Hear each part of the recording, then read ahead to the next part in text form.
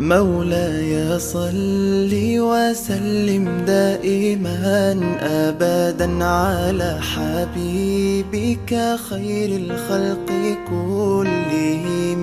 مولاي صل وسلم دائما أبدا على حبيبك خير الخلق كلهم.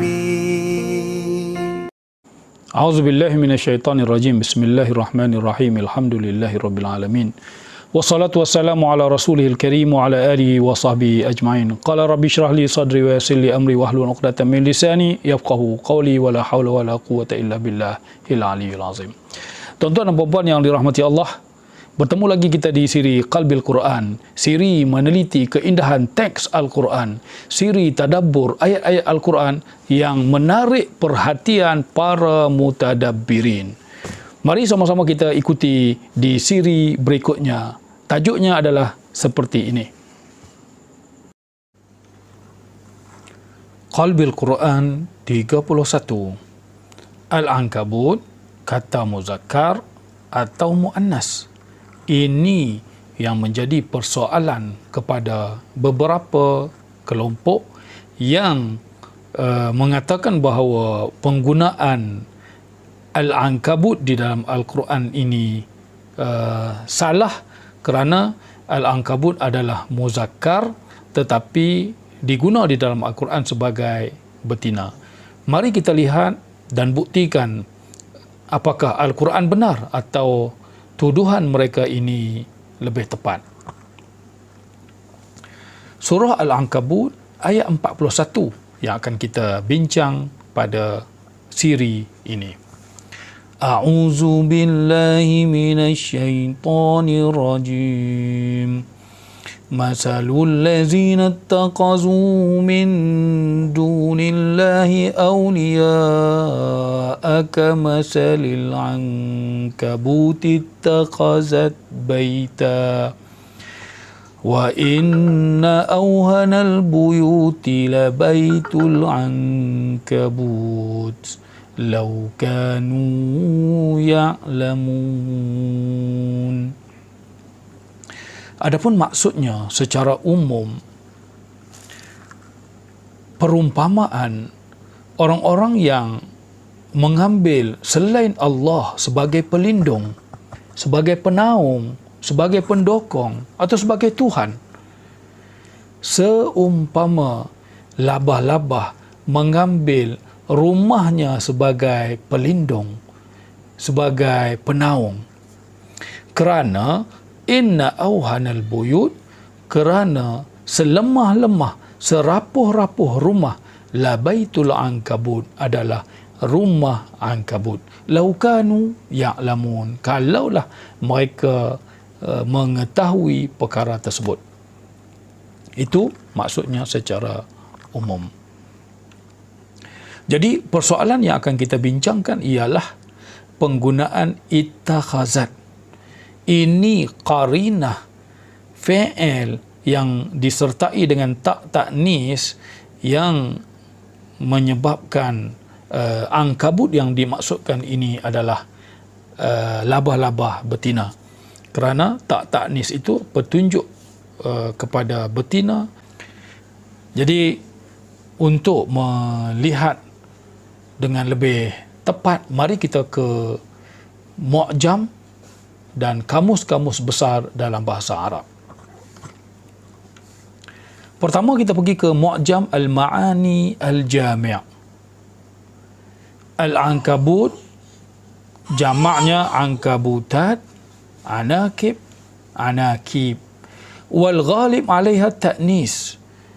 Penggunaan yang selalunya angkabut ini diguna kepada betina. Kinayatan 'anid dha'fi wal wah, sebagai simbolik kelemahan dan rapuhnya ciri-ciri labah-labah ini. Jadi ankabut dalam Mu'jam Ma'ani Al-Jami' adalah muannas, muzakkar dia ankabun. Wa qad tuzakkar, kadang-kadang lafaz ankabut ini dimuzakkarkan boleh kata daraba alaihi al-ankabutu, nasaja alaihi al-ankabutu. Jadi untuk penggunaan muzakkar dibolehkan pada kata-kata ankabut, tetapi asalnya ialah penggunaan kebanyakannya adalah muannas. Ini kamus ataupun mu'jam pertama. Kita pergi ke mu'jam kedua adalah Kamus Muhit, juga mengatakan ankabut muannas. Cuma dia ini adalah isim jins, waqad yuzakkar. Isim jin ini boleh memuzakkarkan dia. Bila disebut satu jenis binatang, contohnya kambing, itu tidak menunjukkan kambing itu jantan atau betina, kecuali setelah kita tambahkan dengan qarinah ataupun petunjuk yang mengatakan kita sedang berbicara soal kambing betina. Muzakkarnya wa zakar ankabun wal muannas ankabatun, jamak angkabutat wa anakib. Ini dalam kamus Muhit. Kita pergi satu lagi kamus besar bahasa Arab, Lisanul Arab Ibn Manzur, al-ankabut muannasah. Dia start ankabut muannasah. Wa rubbama zukkirat fi sya'r, boleh jadi dijantankan di dalam syair. Makna dia penggunaan dia, asal penggunaan dia betina, tetapi kadang-kadang dimuzakkarkan. Abu Najm, salah seorang ahli bahasa yang dinakalkan oleh Ibn Manzur di dalam Lisanul Arab, mimma yusaddil ankabutu idh khala. Ini dalam syair. Penggunaan ankabut itu, qarinah dia, fi'il di depan dia yusaddi itu muzakkar, iz khala, khala itu juga muzakkar. Farra juga salah seorang ahli bahasa yang dinakalkan mengatakan ankabut unsa, betina.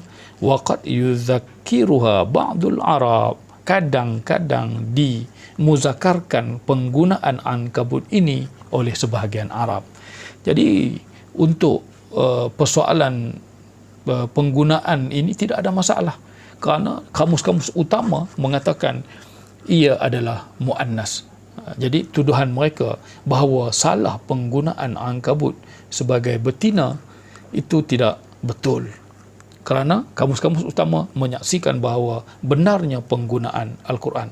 Mari kita tengok kesimpulan ahli bahasa. Pertama, al-ankabut adalah isim jins, nama jenis seperti insan. Bila kita sebut insan, dia adalah isim jins, jenis manusia. Insan, perempuan pun insan, lelaki pun insan. Jadi bila sebut insan, di dalamnya ada lelaki dan perempuan. Seperti juga singa. Oh, singa datang. Itu tidak menunjukkan yang jantan ke atau betina yang datang. Setelah kita ikatkan dengan qarinah kata-kata lain, menyebabkan kita tahu yang datang itu jantan atau betina. Jin jantan ke jin betina, kambing, semua isim jins ini menunjukkan jenis binatang tersebut, jenis makhluk tersebut, tapi tidak menentukan jantan dan betinanya, kerana ia adalah sebutan umum untuk jenis tersebut. Kedua, ia boleh digunakan untuk jantan atau betina dengan syarat ada petunjuk, qarinah pada kata-kata tersebut. Bila kita guna hadza al-ankabutu ittakhaza baitan, contoh ini, hadza tu qarinah menunjukkan bahawa ankabut yang kita nak bercerita ini adalah jantan. Hadhihi menunjukkan al-ankabut yang kita nak bincang ini adalah betina. Ittakhazat, ta'nis yang kita bulatkan itu menunjukkan bahawa dia adalah, yang dimaksudkan adalah laba-laba betina. Jadi boleh digunakan untuk jantan atau betina, tapi mesti diiring dengan qarinah, petunjuk, menunjukkan bahawa yang kita bercerita itu bukan jantan, ia adalah betina. Macam Al-Quran menggunakan al-ankabut ittakhazat, yang dimaksudkan di dalam Al-Quran ini Allah Ta'ala ingin bercerita tentang laba-laba betina. Kajian dan fakta juga menunjukkan bahawa labah-labah betina sahaja yang membuat rumah. Tujuan dia membuat rumah pertama untuk cari makan, yang kedua untuk menarik jantan datang ke sarangnya untuk dia membiak, dan yang ketiga tempat membiak. Itu tujuan labah-labah betina membuat rumah. Adapun labah-labah jantan, fakta menunjukkan bahawa ia tidak tahu buat rumah. Cari makan dengan cara terkam, dengan cara menangkap binatang itu daripada atas. Sebab dia menggunakan benangnya untuk bergayut dan untuk berpindah randah dari satu tempat ke satu tempat, dan untuk mengikat juga mangsanya jika dia perlu. Tetapi labah-labah jantan tidak ada yang pandai buat rumah. Ini kita boleh rujuk ke dalam ensiklopedia, cerita tentang hidupan liar termasuk labah-labah. Jadi benarlah penggunaan Al-Quran.